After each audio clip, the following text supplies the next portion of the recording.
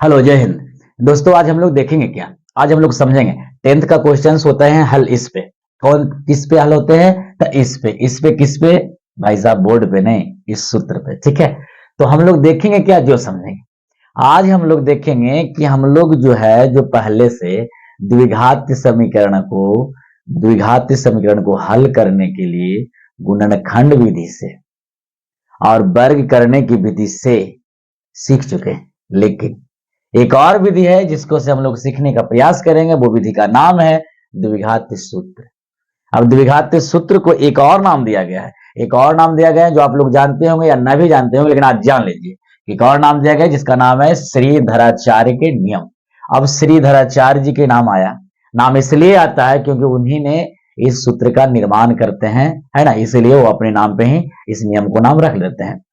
तो सबसे पहले जानेंगे श्रीधराचार्य का नियम जो है, जो द्विघात सूत्र को दिए हैं, तो वो नियम है तो क्या है ना। आज इसके बारे में चर्चा हम लोग करेंगे। अब द्विघात सूत्र, द्विघात समीकरण को हम लोग हल करेंगे, तो पहला नियम था गुणनखंड विधि, दूसरे नियम था वर्ग करके, लेकिन तीसरा नियम जो आ गया आपको, उसका नाम है द्विघात सूत्र से। द्विघात सूत्र कह सकते हैं या श्रीधराचार्य के नियम भी कह सकते हैं। श्रीधराचार्य जी एक प्राचीनतम, है ना, सॉरी, एक प्राचीन क्या बोलता है, गणितज्ञ थे, जिसने अपने विचारों को इस सूत्र के माध्यम से समझाने का प्रयास किए हैं, या बताने का प्रयास किए हैं कि इस सूत्र से भी द्विघात समीकरण हल हो सकता है, इसमें कोई शक नहीं है। तो देखते हैं आज हम लोग कि द्विघात समीकरण को हल करने के लिए किस विधि द्वारा और किस तरह से बताने का प्रयास किए हैं। हम भी जरा देखते हैं इसको। ठीक है, तो देखिए, सबसे पहले कहा गया है कि मान लेते हैं, जैसे में आप लोग मानेंगे कि माना कि a x square plus b x plus c एक क्या है, द्विघात समीकरण है। द्विघात समीकरण है, जहां देखा जाए तो ए बी सी एक क्या है, एक वास्तविक संख्या, वास्तविक संख्या है। ठीक है, एक वास्तविक संख्या जहां a not equal to zero, a zero के बराबर नहीं हो, है ना, ऐसा मानना है, क्योंकि हमने माना है। अब आगे देखेंगे, जब माने हैं तो उसके साथ करते हैं कुछ खेला। जैसे भी समीकरण को माने कि ए एक्स के square plus b x plus c equal to कुछ नहीं तो जीरो होता है। अब सी जो है बराबर को उस पार अगर ले जाते हैं, जो प्लस में वो माइनस बन जाएगा, तो कह देंगे ए स्क्वायर प्लस बी एक्स बराबर माइनस सी। अब हम चाहें तो लिख सकते हैं कि दोनों तरफ ए से क्या करने पे, भाग देने पर। अगर भाग देंगे, जोड़ेंगे या घटाएंगे तो दोनों तरफ करेंगे, एक तरफ नहीं कर सकते हैं। यहां करेंगे ए एक्स का स्क्वायर प्लस बी एक्स, इसमें भी ए से भाग दीजिए, इसमें भी ए से भाग दीजिए, और माइनस सी में भी एक से भाग दीजिए। जब भाग दीजिएगा तो ए से ए कैंसिल हो जाएगा, बचा क्या, तो कहेंगे x square plus b x बटा a equal to minus c बटा ए। अब एक और लगाइए कि सर दोनों तरफ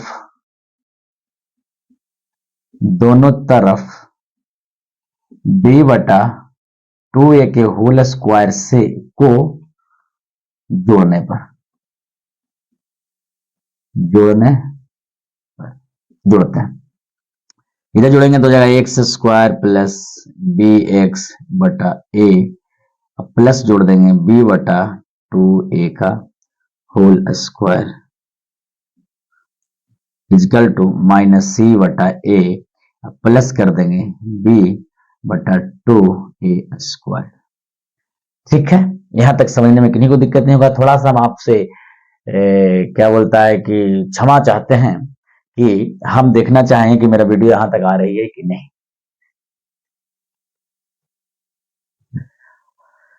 हाँ, पूरी तरह से आ रही है। तो अब आगे चलते हैं, हम लोग देखते हैं भाई कि इसके बाद हम आगे यहां आएंगे। अब क्या कह रहा है, यहां पे देखिए कि सर एक्स स्क्वायर है, प्लस है 2x है बटा a है और प्लस है b बटा 2a का होल स्क्वायर। अब बराबर देखने के लिए मिल रहा है माइनस सी बटा ए, है ना, अब प्लस बी का जब वर्ग कीजिएगा तो बी का वर्ग कीजिएगा तो बी स्क्वायर हो जाएगा। अब बी आप 2 का वर्ग कीजिएगा 2a का वर्ग कीजिएगा 2 का 4 a स्क्वायर हो जाएगी। ठीक है, अब लग रहा है हमें कि सर ए स्क्वायर और बी स्क्वायर में थोड़ा सा घट रहा है, अगर कुछ जोड़ दे तो 2ab का होल स्क्वायर हो जाएगा। कैसे, तो यहाँ पे कर देंगे सर 2 से मल्टीप्लाई, तो यहाँ भी लिख देंगे 2 और 2 से काटेंगे तो बी एक्स बटा ए हो जाएगा, इसमें कोई दिक्कत नहीं है। तो ऐसे करने से ये होता है कि इसका एक मान निकल जाती है। तो यहाँ हम लोग देखेंगे कि हो जाएगा x square sir x plus 2a का होल स्क्वायर हो जाएगी यहाँ पे बराबर। इसे देखेंगे तो दोनों कैल्सियम ले लेंगे तो हो जाएगा 4a स्क्वायर। यहाँ हो जाएगा ए मिल रहा है तो हो जाएगा माइनस सी माइनस 4ac प्लस b का होल स्क्वायर। इतना तो आप लोग जानते ही होंगे, थोड़ा सजा के लिख दें तो अच्छा लगे। यहाँ लेते हैं कि एक्स प्लस बी बटा 2a इजकल टू वर्ग बराबर उस पर जाएगा तो वर्गमूल बन जाएगा। तो इस तरह से लेंगे पूरा का पूरा, यहाँ से ऐसे करेंगे और ऐसे ही करेंगे, लिखेंगे बी स्क्वायर माइनस 4ac बटा 4a स्क्वायर। अब यहाँ पे देखेंगे हम लोग कि सर 4a स्क्वायर के वर्ग हो जाएगी। यहाँ ले दें कि x प्लस बी, यहाँ प्लस माइनस कर दीजिएगा, b बटा 2a equal to plus minus root b square minus 4ac बटा यहाँ हो जाएगा 2a, क्योंकि 4 का वर्गमूल 2 होता है और a स्क्वायर है तो इसका वर्गमूल a हो जाएगी। अभी जो प्लस में उधर ले जाएंगे तो बन जाएगी माइनस, है ना, तो माइनस बन जाएगी। तो हम लोग क्या करेंगे, किधर लिखें इधर थोड़ा सा मिटा देते हैं।